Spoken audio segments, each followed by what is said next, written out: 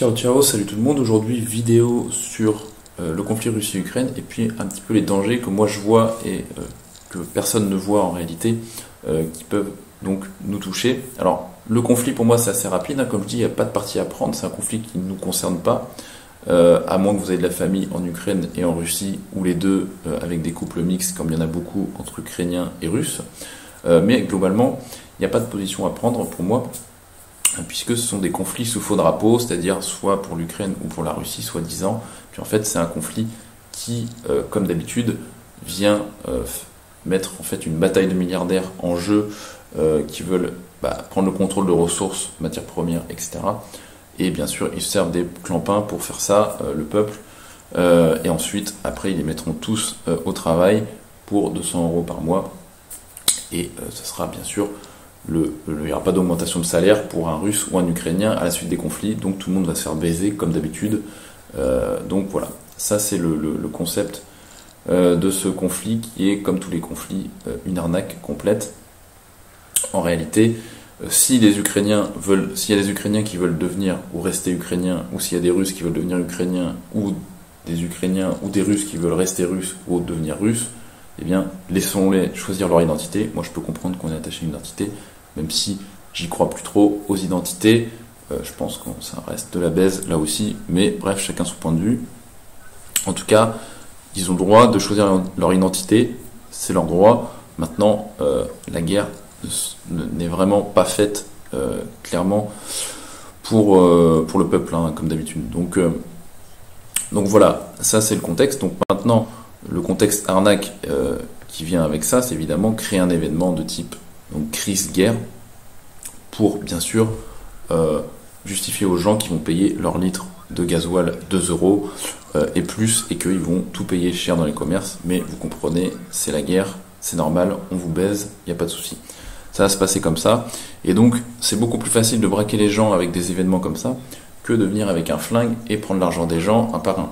Donc on est sur des mécanismes de domination de système qui sont mis en place pour dépouiller les gens, comme d'habitude, de façon très très facile, grâce aux moyens de technologie. Aujourd'hui, les gens sont tout le temps connectés à l'information, et donc on peut les maintenir tout le temps dans cette ambiance guerre, en permanence, en envoyant des notifications sur les téléphones, et donc dans tous les canaux d'information, alors qu'avant, un Français, quand il allait travailler au champ, il était déconnecté pendant sa journée de travail, et puis il avait accès à l'information assez rarement, et donc c'était beaucoup plus lent de faire prendre la mayonnaise par rapport à aujourd'hui, où on peut faire prendre la mayonnaise vachement vite pour créer un conflit, et c'est ce qu'on voit ici, avec un conflit qui dure déjà depuis très longtemps et qui aurait pu être réglé depuis très longtemps. C'est très bizarre que Poutine attaque que maintenant pour se défendre, alors que tous les pays qui sont dans l'OTAN, quasiment autour de l'Ukraine, l'été, il y a déjà une paye. Donc c'est quand même tout ça assez bizarre. Mais bref, je vais vous parler des dangers qui arrivent réellement pour tout le monde, avec cette nouvelle génération de Mongoliens qu'on a créé donc dans les peuples, c'est-à-dire des abrutis. On a réussi à faire ça en défonçant les écoles, en défonçant les contenus culturels à la télé, c'est-à-dire qu'à la télé, pour s'éduquer, il n'y a pas grand-chose, hein.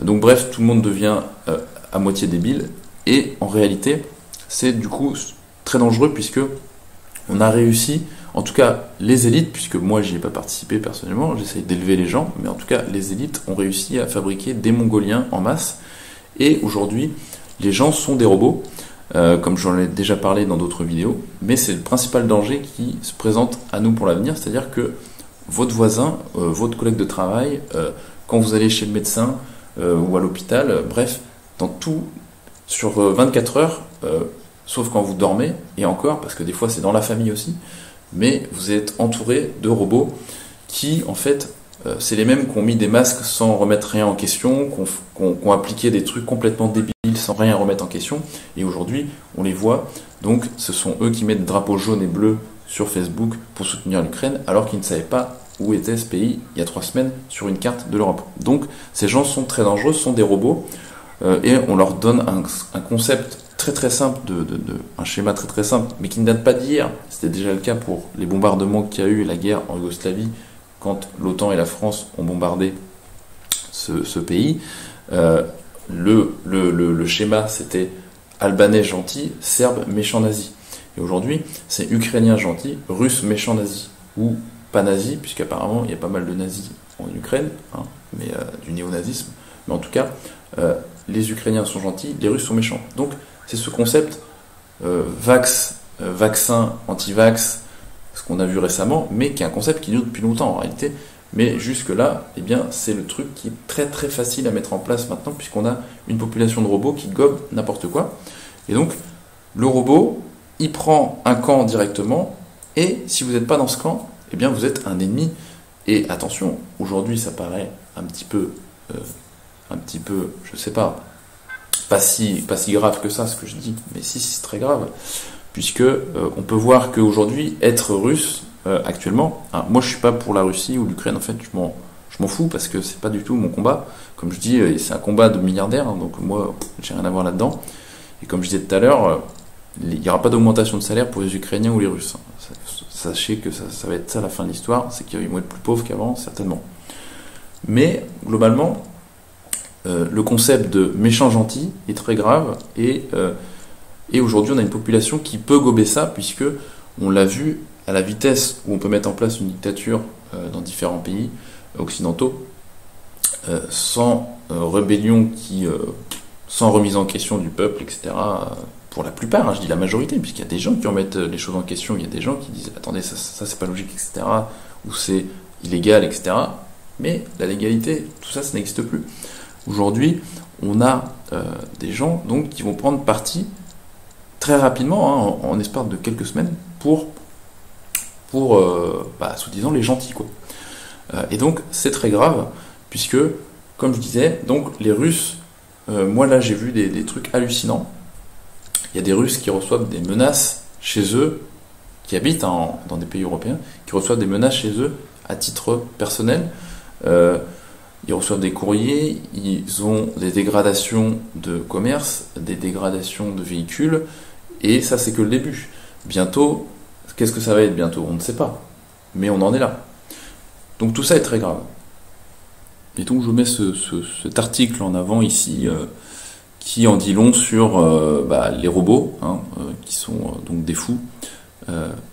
Un restaurant russe visé par un courrier de menace après l'invasion de l'Ukraine.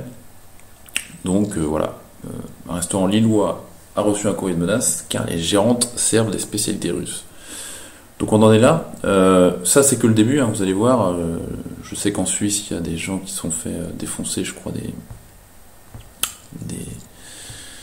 qui sont fait défoncer du matériel parce qu'ils étaient russes. Enfin bref, les Russes ça va être comme Black Lives Matter, mais vraiment à l'inverse. Hein, c'est vraiment ça, c'est-à-dire Russian, don't live matter, quoi. Enfin, ça va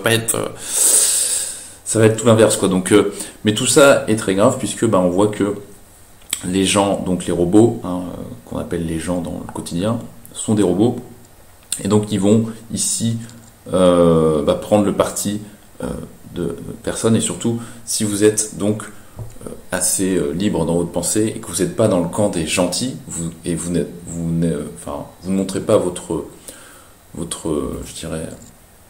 parti pris pour les Ukrainiens, par exemple, en l'occurrence, eh bien, vous allez passer pour un mauvais Français et donc un salaud, et vous serez également dans le camp des Russes, c'est-à-dire les gens qui vont être boycottés pour un certain nombre de choses. Donc, on voit que c'est le monde qui nous attend, c'est ça, c'est appuyer sur un bouton des robots, dire qui est méchant, qui est gentil, et puis ensuite, le positionnement du citoyen. Est-ce qu'il est avec les gentils ou les méchants? S'il est avec les méchants, c'est un salopard, c'est un mauvais, il faut le détruire. On est sur ce schéma-là. Donc le détruire, eh bien, on ne tire pas forcément sur les gens pour les détruire, mais par contre, il y a plein d'autres moyens.